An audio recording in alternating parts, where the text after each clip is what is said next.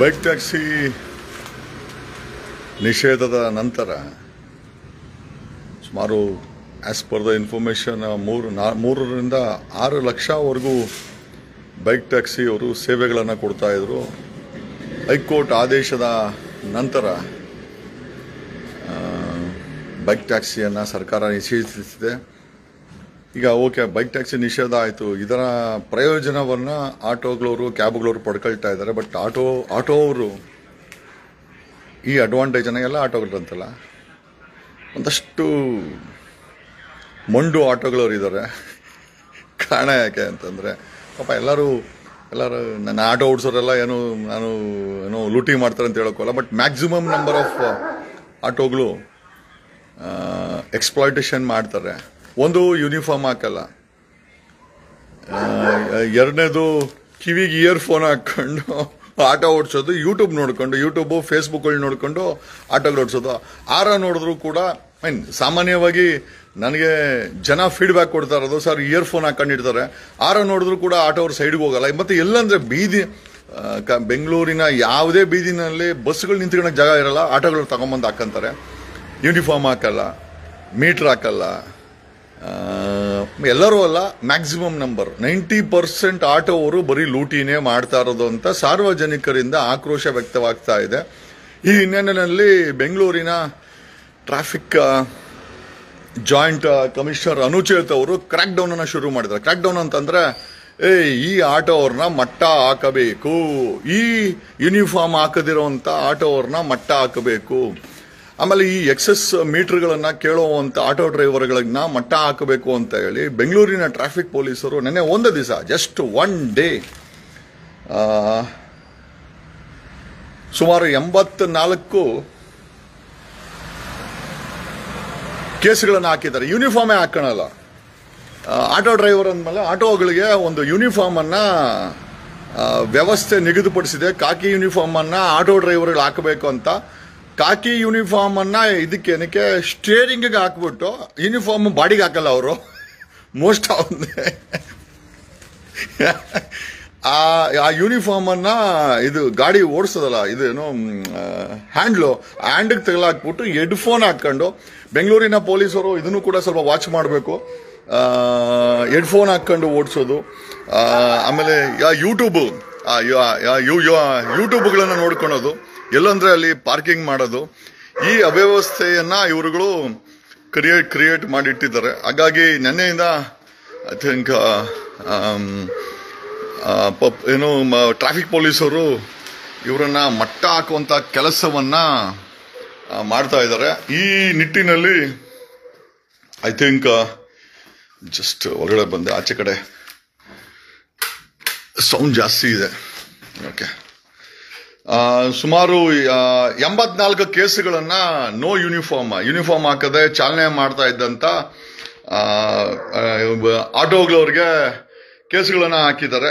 Excess fair 52 ಆಟೋದವ್ರು ಹಾಕೊಂಡಿದ್ದಾರೆ. Excess ಅಂದ್ರೆ ಹೆಚ್ಚಿಗೆ ಮೀಟರ್ ಹಾಕದೆ ಹಣವನ್ನ ಡಿಮ್ಯಾಂಡ್ ಮಾಡ್ತಾ ಇದ್ದಂತ ಆಟೋ ಡ್ರೈವರ್ಗಳ ಮೇಲೆ ಹಾಕಿರುವಂತ ಕೇಸು ನೆನ್ನೆ ಒಂದು ದಿವಸದಲ್ಲಿ 84 ಯೂನಿಫಾರ್ಮ್ ಇಲ್ಲದಂತ ಕೇಸುಗಳು, 52 ಹೆಚ್ಚಿನ ದರ ಕೇಳ್ತಾ ಇದ್ದಾರೆ ಅಂತ ಹೇಳಿ ಟ್ರಾಫಿಕ್ ಪೊಲೀಸರು ಬುಕ್ ಮಾಡುವಂತ ಕೇಸುಗಳು, 218 ಪಾರ್ಕಿಂಗ್ ವಾಲೇಷನ್. ನಾನು ಆವಾಗಲೇ ಹೇಳ್ತಾ ಇದ್ದೆ,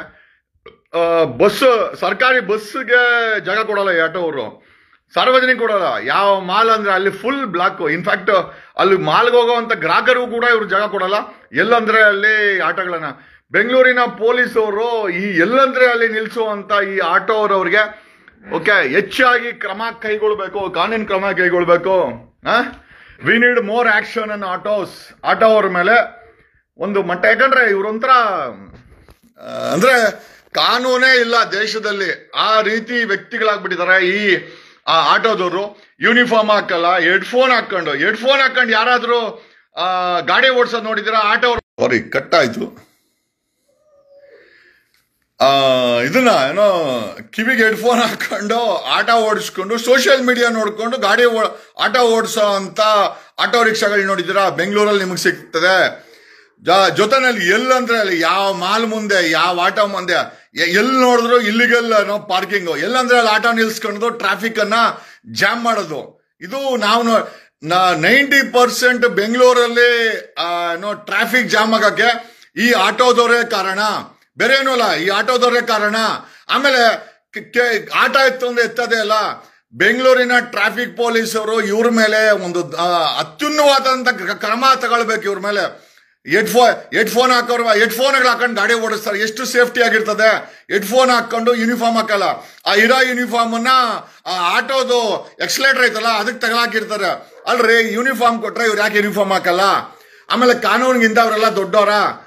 ಇವರು ಏನೋ ಯೂನಿಯನ್ಗಳು ಮಾಡ್ಕೊಂಡ್ಬಿಟ್ರೆ ಕಾನೂನ ಪಾಲನೆ ಮಾಡಬಾರ್ದು ಅಂತ ಏನಾದ್ರು ರೂಲ್ಸ್ ಇದೆಯಾ? ಆಮೇಲೆ ಯೂನಿಫಾರ್ಮ್ ಹಾಕಲ್ಲ, ಹೆಡ್ಫೋನ್ ಹಾಕಂತಾರೆ. ಸೋಷಿಯಲ್ ಮೀಡಿಯಾ ಎಲ್ಲಂದ್ರೆ ಅಲ್ಲಿ ಗಾಡಿಗಳನ್ನ ನಿಲ್ಸೋದು. ಆಮೇಲೆ ಮೀಟರ್ ಹಾಕಲ್ಲ. ಆಮೇಲೆ ಹಾಕಿರೋ ಮೀಟರ್ ಹಾಕಲ್ಲ, ಬರಲ್ಲ ಅಂದ್ಮೇಲೆ ಲೈಸೆನ್ಸ್ ಅನ್ನ ಕ್ಯಾನ್ಸಲ್ ಮಾಡಿ, ಇವ್ರಿಗೆ ಕ್ಯಾನ್ಸಲ್ ದೇರ್ ಲೈಸೆನ್ಸ್. ಯಾವ ಆಟೋದವರು ಏನೋ ಬರಲ್ಲ ಅಂತಾರೋ ಫಸ್ಟ್ ಟೈಮ್ ನೋಟಿಸು, ಎರಡನೇ ಟೈಮ್ ಅವ್ರ ಪರ್ಮಿಟ್ ಅನ್ನ ಮತ್ತೆ ಅವ್ರ ಲೈಸೆನ್ಸ್ ಅನ್ನ ಮುಟ್ಗೋಲ್ ಹಾಕಬೇಕು ಸರ್ಕಾರ. ಆಟೋ ಅವರ ದಬ್ಬಾಳಿಕೆ ಬೆಂಗಳೂರಲ್ಲಿ, ಕರ್ನಾಟಕದಲ್ಲಿ ಜಾಸ್ತಿ ಆಗ್ಬಿಟ್ಟಿದೆ. ಇವ್ರುಗಳನ್ನ ಹೇಳೋರು ಕೇಳೋರು ಯಾರೂ ಇಲ್ಲ. ಆ ಮಟ್ಟಕ್ಕೆ ಆಟೋದವರು ಸಾರ್ವಜನಿಕರಿಗೆ ಹಿಂಸೆ ಕೊಡ್ತಾ ಇದ್ದಾರೆ. ಆಮೇಲೆ ನೆನೆ ಒಂದ್ ದಿವಸನೇ just one day okay 5 lakh ಪೆನಾಲ್ಟಿಯನ್ನ ಹಾಕಿ ಸುಮಾರು 50, 100, 140 ಸುಮಾರು 500 ಕೇಸ್ಗಳನ್ನ ನೆನ್ನೆ ಒಂದು ದಿವಸ ಬೆಂಗಳೂರಿನ ಟ್ರಾಫಿಕ್ ಪೊಲೀಸರು ಆಟೋ ಅವ್ರು ಮಾಡ್ತಾ ಇರುವಂತ ಅನಧಿಕೃತ ಕೆಲಸಗಳಿಗೆ ಪೆನಾಲ್ಟಿನ ಹಾಕಿದ್ರ. ಈ ಒಂದು ಕ್ರ್ಯಾಕ್ ಡೌನ್ ಇನ್ನೂ ಕಂಟಿನ್ಯೂ ಆಗ್ಬೇಕು. ಮೊದಲನೇ ಬಾರಿ ನೋಟಿಸ್ ಕೊಟ್ಟು ಪೆನಾಲ್ಟಿ ಹಾಕಿ, ಸೆಕೆಂಡ್ ಟೈಮ್ ಅವರ ಲೈಸೆನ್ಸು ಮತ್ತೆ ಅವರ ಗಾಡಿಯನ್ನ ಮುಟ್ಗೋಲ್ ಹಾಕಬೇಕು. ಟ್ರಾಫಿಕ್ ಪೊಲೀಸರು ಪ್ರಾವಿಷನ್ ಮಾಡಬೇಕು. You should bring. ಆಮೇಲೆ ಎಲ್ಲಂದ್ರೆ ಅಲ್ಲಿ ಬೆಂಗಳೂರು ರಸ್ತೆಯಲ್ಲಿ ಎಲ್ಲಂದ್ರೆ ಅಲ್ಲಿ ಪಾರ್ಕಿಂಗ್, ಎಲ್ಲಂದ್ರೆ ಅಲ್ಲಿ ಗಾಡಿಗಳು ಗ್ರಾಹಕರನ್ನ ಪಿಕಪ್ ಮಾಡಕ್ಕೆ ಮನೆ ನಿಂತ್ಕೊಂಡ್ಲಿ. ಓಲಾ ಇದೆ, ಟೆಕ್ನಾಲಜಿ ಇದೆ. ಯಾಕೆ ಇವರು ಏನೋ ಈ ರೀತಿ ಎಲ್ಲಂದಲ್ಲಿ ಗಾಡಿಗಳನ್ನ ನಿಲ್ಸ್ಕೊಂಡು ಟ್ರಾಫಿಕ್ ಕಂಜೆಷನ್ ಮಾಡಿದ್ರೆ ಬೆಂಗಳೂರಿನ ಪೊಲೀಸರು ಅದರ ಬಗ್ಗೆ ನಮ್ಮ ಬೊಮ್ಮಾಯಿ ಹೇಳ್ತಾ ಇದ್ರು, ಕಠಿಣ ಕಾನೂನು ಕ್ರಮ ಆಗುತ್ತದೆ ಅಂತ. ಕರ್ನಾಟಕ ಪೊಲೀಸರು, ಬೆಂಗಳೂರು ಪೊಲೀಸರು ಎಸ್ಪೆಷಲಿ ಈ ಆಟೋದವ್ರ ಮೇಲೆ ಕಠಿಣ ಕಾನೂನು ಕ್ರಮ. ಎಲ್ಲರೂ ಅಲ್ಲ, ಬಟ್ ಆಟೋಗಳಿಂದ ಸಾರ್ವಜನಿಕರು ತೊಂದರೆ ಆಗ್ತಾ ಇದೆ ಅಂತಂದ್ರೆ, ಆಟೋಗಳಿಂದ ಎಕ್ಸೆಸ್ ಮೀಟರ್ಗಳನ್ನ ಮೀಟರ್ ಹಾಕದೆ ವಸೂಲಿ ಮಾಡ್ತಾ ಇದ್ದಾರೆ ಅಂತಂದ್ರೆ, ಆಟೋದವ್ರು ಯೂನಿಫಾರ್ಮ್ ಹಾಕಲ್ಲ ಅಂತಂದ್ರೆ, ಆಟೋದವ್ರು ಹೆಡ್ಫೋನ್ ಹಾಕೊಂಡು ಓಡಾಡ್ತಾರೆ ಅಂತಂದ್ರೆ, ಆಟೋದವರು ಯೂಟ್ಯೂಬ್ಗಳನ್ನ ನೋಡ್ಕೊಂಡು ಗಾಡಿ ಓಡಿಸ್ತಾರೆ ಮ್ಯೂಸಿಕ್ ಕೇಳ್ಕೊಂಡು ಅಂತಂದ್ರೆ ಇದೆಲ್ಲ ವೈಲೇಷನ್ನೇ. ಎಷ್ಟೋ ಗಾಡಿಗಳಿಗೆ ಡಾಕ್ಯುಮೆಂಟ್ಸೇ ಇಲ್ಲ ಅಂತ ರಿಪೋರ್ಟ್ ಇದೆ. ಟ್ರಾಫಿಕ್ ಪೊಲೀಸರು ಚೆಕ್ ಮಾಡಬೇಕು. ಆಮೇಲೆ ಇವರು ಒಂಥರ ಇರ್ಲಿ ಹೇಳ್ತಾರಲ್ಲ, ಹೆಚ್ಚಾದರೆ ಅಮೃತವೋ ವಿಷವೇ. ಅವಶ್ಯಕತೆಗಿಂತ ಹೆಚ್ಚಿನ ಪರ್ಮಿಟ್ಗಳನ್ನ RTO ಕೊಟ್ಟು ಬೆಂಗಳೂರನ್ನ ಹಾಳು ಮಾಡಿಟ್ಟಿದೆ. ಇನ್ಮೇಲೆ ಆಟೋ ಪರ್ಮಿಟ್ಗಳನ್ನ ಕೊಡಬೇಡಿ, ಆಮೇಲೆ ಇರೋ ಆಟೋ ಪರ್ಮಿಟ್ಗಳನ್ನ ರೆಗ್ಯುಲೇಟ್ ಮಾಡಿ ಅಂತ ಸರ್ಕಾರಕ್ಕೆ ಹೇಳುತ್ತಾ ಈ ಲೈವ್ ಅನ್ನ ಮುಗಿಸ್ತಾ ಇದ್ದೀನಿ. ಬೆಂಗಳೂರು ಸಕಲ ಜನರಿಗೂ ಸೇರಿದ್ದು, ಬರೀ ಆಟೋಗಳವರೇ ಈ ರೀತಿ ಬ್ಲಾಕ್ ಮಾಡ್ಕೊಂಡೆ ಟ್ರಾಫಿಕ್ ಅವರು ನೆನ್ನೆ ಒಂದು ದಿವಸ 5 ಲಕ್ಷಕ್ಕೂ ಹೆಚ್ಚು ರೂಪಾಯಿ ಏನೋ ಪೆನಾಲ್ಟಿಯನ್ನ ಕಲೆಕ್ಟ್ ಮಾಡಿದ್ದಾರೆ ಟ್ರಾಫಿಕ್ ಪೊಲೀಸರು. ಸುಮಾರು 500ಕ್ಕೂ ಹೆಚ್ಚು ಕೇಸುಗಳನ್ನ ಆಟೋವರ ವೈಲೇಷನ್ಸ್ ಮೇಲೆ ಹಾಕಿದ್ದಾರೆ. ಎಸ್ಪೆಷಲಿ ಆ ಬೆಂಗಳೂರು ಸಿಟಿ ಬಸ್ ಸ್ಟ್ಯಾಂಡು, ಆ ರೈಲ್ವೆ ಸ್ಟೇಷನ್ ಹತ್ರ ಹೇಳಿದ ಮಾತೇ ಕೇಳಲ್ಲ. ಬರೀ ರೇಟ್ ಫಿಕ್ಸ್ ಮಾಡ್ಕೊಂಡು ಓಡುವಂತವ್ರು. ಬೆಂಗಳೂರಿನ ಟ್ರಾಫಿಕ್ ಪೊಲೀಸರು ಏನ್ ಮಾಡ್ತಾ ಇದ್ದೀರಾ?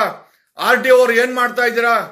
ಈ ಟ್ರಾಫಿಕ್ ಕಂಜೆಷನ್ಗೆ ಈ ಆಟೋ ಅವರು ಮೀಟರ್ ಹಾಕಿಲ್ಲ ಅಂದ್ರೆ ಲೈಸೆನ್ಸ್ ರದ್ದು ಮಾಡಿ, ಮುಟ್ಗೋಲ್ ಹಾಕಿ ಅವ್ರದ್ದು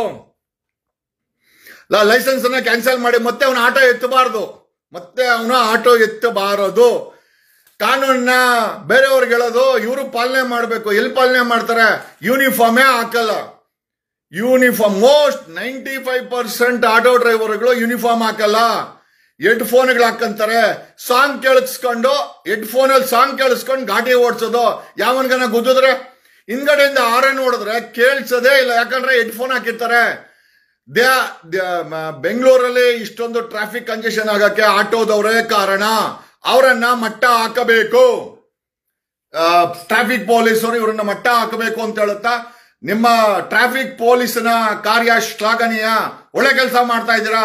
ನೆನ್ನೆ ಒಂದು ದಿವಸ ಬೆಂಗಳೂರಲ್ಲಿ 500 ಕೇಸುಗಳನ್ನ ಆಟೋ ಅವ್ರ ಮೇಲೆ ಹಾಕಿ ಅವ್ರು ಮಾಡ್ತಾ ಇದ್ದ ಅಕ್ರಮ. Bengaluru railway station, Bengaluru city bus stand, major ಮಾಲ್ಗಳ ಜಂಕ್ಷನ್ ಅಲ್ಲಿ ನಿಂತ್ಕೊಂತಾರೆ, ಮೀಟ್ರೇ ಹಾಕಲ್ಲ, ಇಲ್ಲಿಗೆ ಬಂದ್ರೆ ಬರಲ್ಲ. ಮತ್ತೆ ಏನಕ್ಕೆ ನಿಂತ್ಕೊಂಡಿದ್ಯಾ ಅಲ್ಲಿ?